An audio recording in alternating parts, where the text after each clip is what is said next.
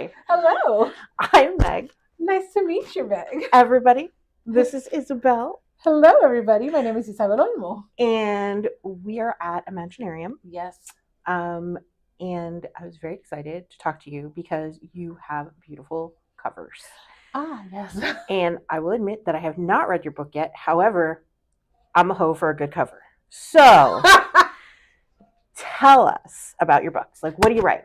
I write high adult feminist fantasy. Okay. Well, I had that ready.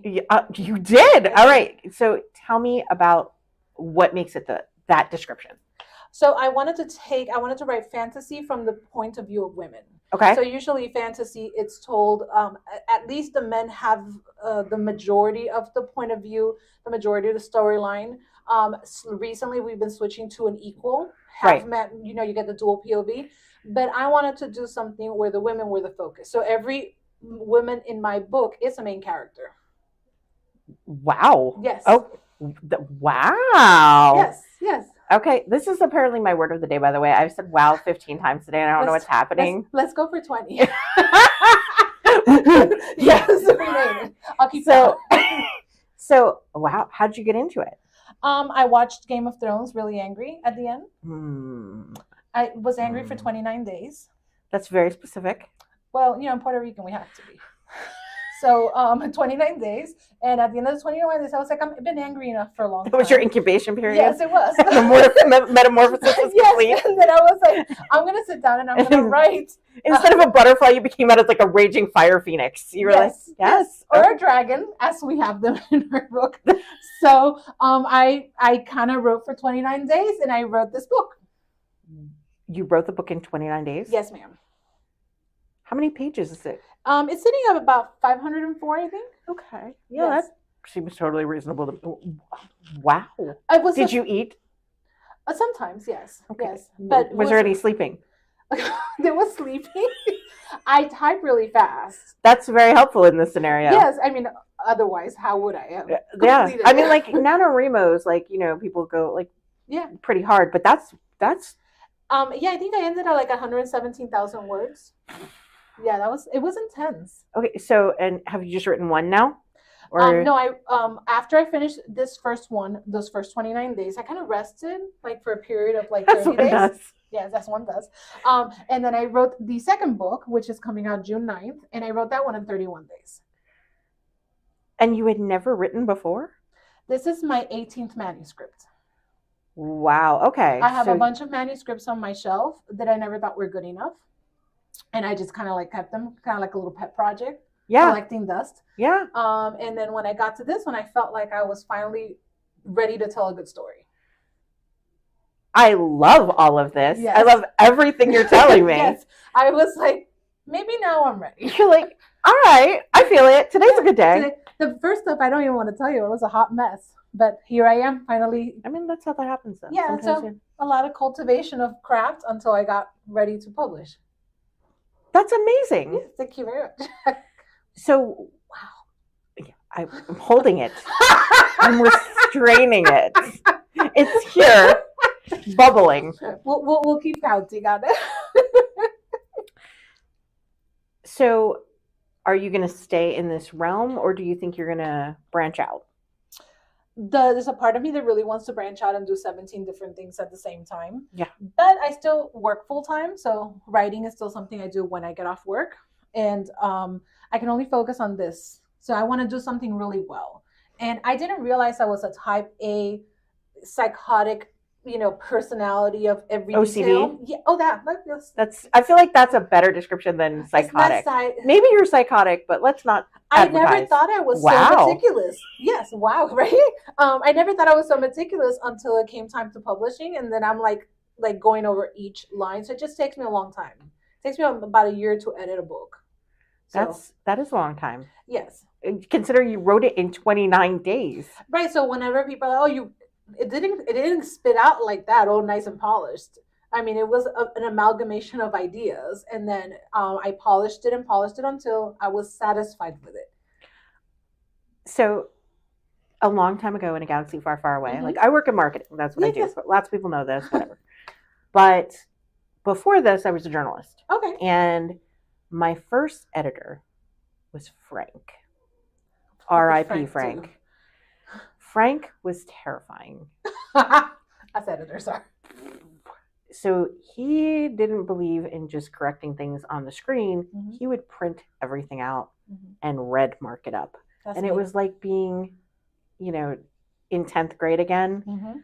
but with somebody who was paying like your bills. You know what I mean? Exactly. And he was vicious.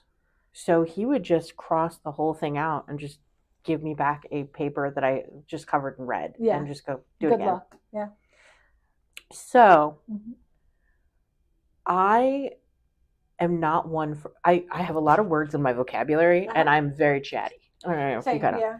but when it comes to my like editing style, Yes. I take out all passive words. They just go away Okay. because of Frank. Because of Frank. Frank did that to you. He did. If you need healing from Frank, let me know. I'm still working through it. My therapist is really doing well.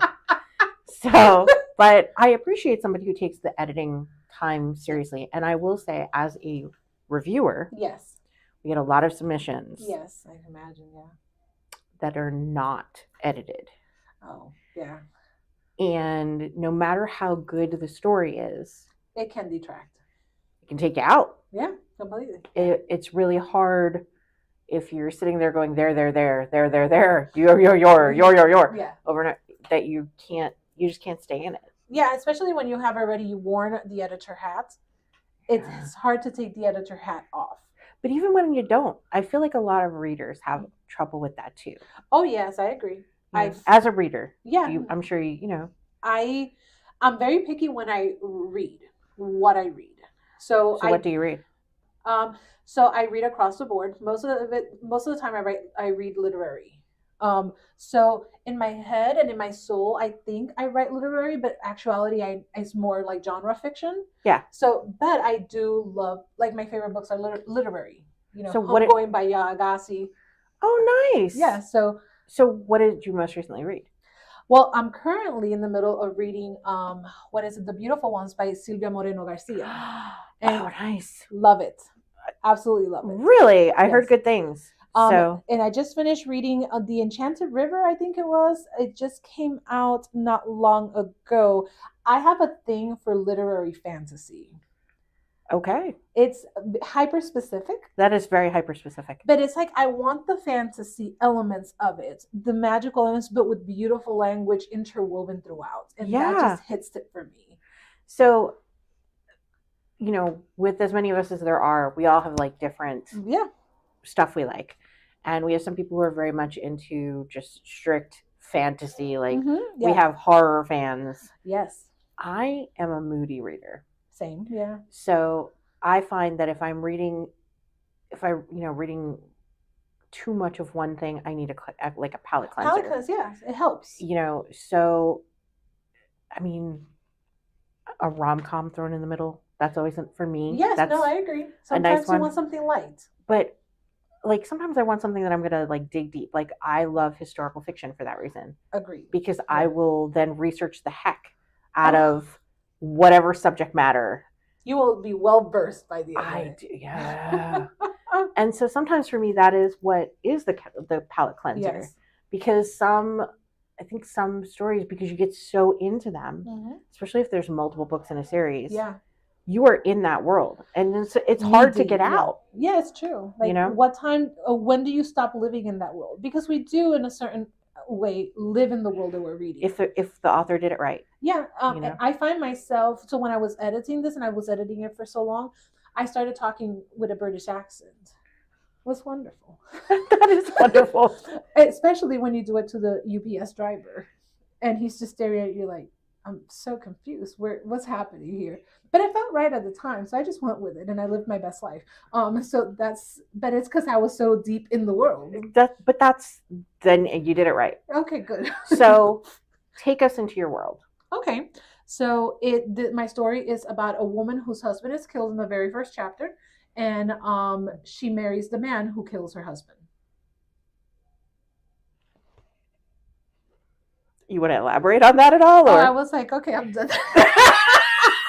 I mean, you could leave it that way, but I could, but it really it's so I worked for politicians for about 6 years. Me too. Yeah. We have to talk. I know. We have some things in common here. Yeah. So I specifically worked for the first Latino woman politician that got nominated in the Central Florida area.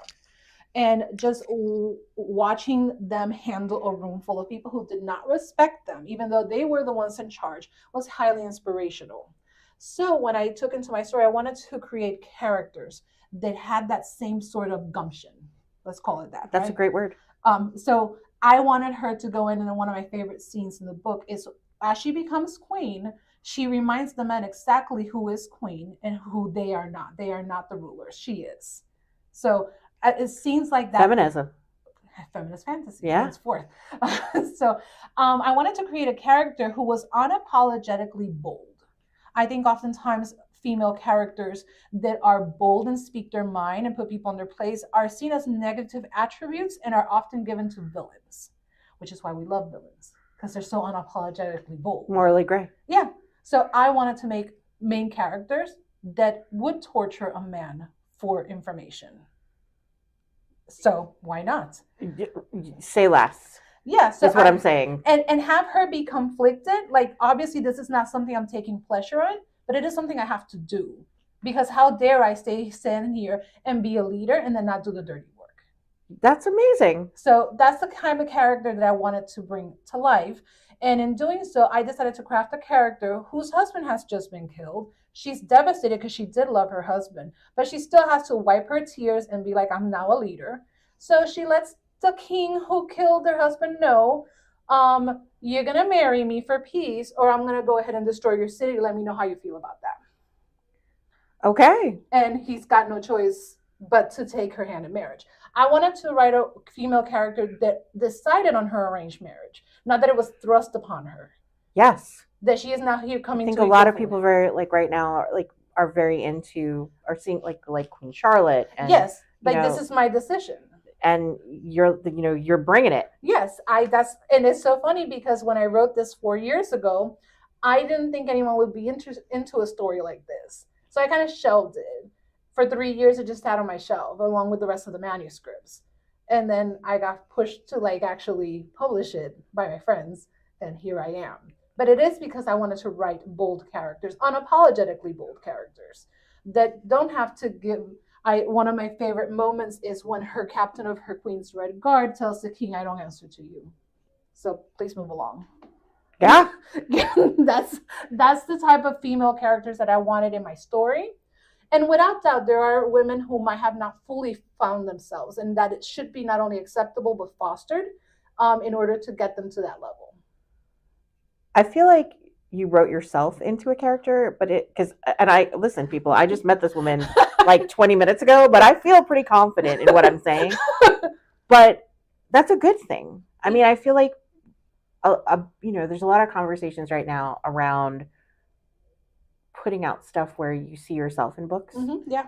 And especially for women or female identifying people, seeing themselves represented as they are and as they truly are in life.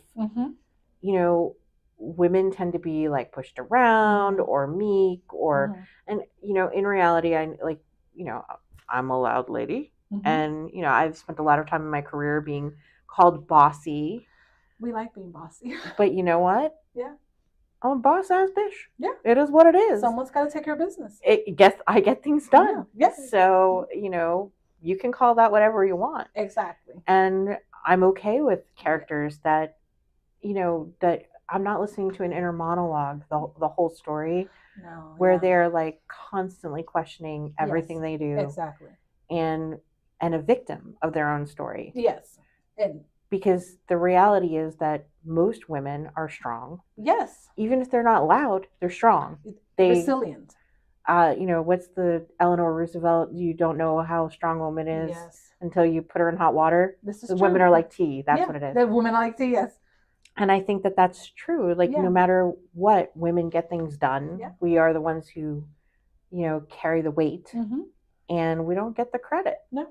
Historically, women have worn so many roles within the house and outside of the house. However, oftentimes in stories, they are depicted as someone who does not have any autonomy. Yeah. Yeah. And I can't disagree with that notion more. Oh, things happen. Listen, you can have a character that gets kidnapped, tortured, and all that without them losing their autonomy. And I'll give you a prime example. That's Princess Leia. She is kidnapped at the mercy of men, and she's still in control. At no point do you fear for her safety. Yeah. Yeah. So that's the sort of character that you can bring when you give them the autonomy and the permission to own their own lives. So you're changing the game. No, gosh. In your own. I think I'm changing the game for myself. That's all it takes. Yeah, I'm changing the game for myself. I'm not saying you're like, rewriting everything, but what I'm saying is that I feel like that's how it happens. Somebody has to start the wheel turning. Yes. And, we have people that, Sarah J. Maas has done amazing things for fantasy, right? Traditionally fantasy was what like nerdy dudes read, right? And now, women are walking around with pointy-eared men. Men are reading fantasy. Yes, it's true. That's written by women. Yes. So somebody has to like push the wheel forward. Yeah. And the more voices we have that are doing it from different perspectives, that's true, the more it changes. Yes. So that's all a good thing. Yes, and I wanted a fantasy that was truly fantasy, not just fantasy romance, because as we know, it's a completely different genre. Fantasy romance book is a romance book with fantasy elements. Well, now they're calling it romantasy. Right. So we're really like, they're embracing it. Right, and I love those too, without that, but I really wanted for it to be real epic fantasy. Right. That you could remove the romance element from it. And it's still the same story. And it's still a solid story that would move itself forward. So that's really what I was looking forward to. I also wanted, maybe a little selfish on my part, I wanted the men to become almost like accessories to the women. Like, they're not the most important character in the book. They're great guys. Don't get me wrong. They're lovely. However, the ladies, it's where it's at. And that's who I focus on. That's all fabulous. And I'm really excited to see what you keep doing. Thank you very much. Are you going to start taking the other manuscripts off the shelf? I've thought about it. Yes. Why not? I mean, you're doing it. Yes. Why not? Yeah, I mean, they've been waiting. I actually had people ask me, what about, because I've had them beta read those old ones, and they're like, when is this one coming out? And I'm like, all in good time. I mean, it seems like maybe it would be. I have a lot of ideas. And I don't only write and enjoy fantasy. I love sci-fi also. I also have a particularity for sci-fi fantasy. Which is fun. Yeah, isn't it? Like, new planet, fantasy elements. It's got all the juice that I like. So why not? Yeah. So that's what there's a bunch. I'm really excited about everything you're saying, just because it's, I could do 10 of these interviews. Yes. And love every single one. Yes. And love every single author that I talk to, because I love everybody for something. This is true. But you don't hear a new perspective as often as I would love to. There's a lot, because it's an industry, so people write to what sells. Yes. So, witches are in. So then everybody's writing a witch book. I don't give a damn. I'm like, vampires are in. Everybody writes a vampire book. And it's like the same conversation, the same cover. Yes. Over and over. And you are bringing a fresh perspective, and I love that about you, and I love that you're unapologetic about it. Oh yeah, that's. I mean, I can see that is who you are. I get that from my grandmother. Me too. Oh, really? So my grandmother's last name is Olmo, which is where it's a nod to her. That's lovely. Yeah. So love that. Grandma was like bold, unapologetically so. Same. So yeah, we got to honor our grandmas. They started something. It's their fault. Yes, very much so. Yes. So where can people find you? The book is available. The books are available on Kindle Unlimited if they prefer ebooks. Physical copies are available on Amazon, Barnes & Noble, Books A Million, anywhere their books are sold. Some libraries are carrying it now. And in my website, you can get all signed copies. They're available. And when book 2 comes out June 9th, they will be available there too. What's the URL for your website? IsabelleOlmo.com. And what about on social? Where are you? So I update my TikTok and Instagram every day. So it's a full-time thing. That is a full-time thing. And it's Isabelle Olmo books, and that's my handle on all of them. Which is smart. Keep it simple. For myself, so I don't forget. You forgot how to spell your name, so. I did. I mean, it happens. After a few decades, things just deteriorate. I don't remember my age pretty regularly. I had to count back. I'm like, wait, is it an odd year or an even year? Okay. I don't know. So we take it one day at a time. We keep things relatively the same. Well, no, that's very smart. Well, this has been a pleasure, and I really appreciate it. And so we will definitely be reviewing. Coming forward in the future, we will be reviewing. I can speak English, I think. I kind of. But I really appreciate that you took the time, and I look forward to talking to you in the future. It's been a pleasure.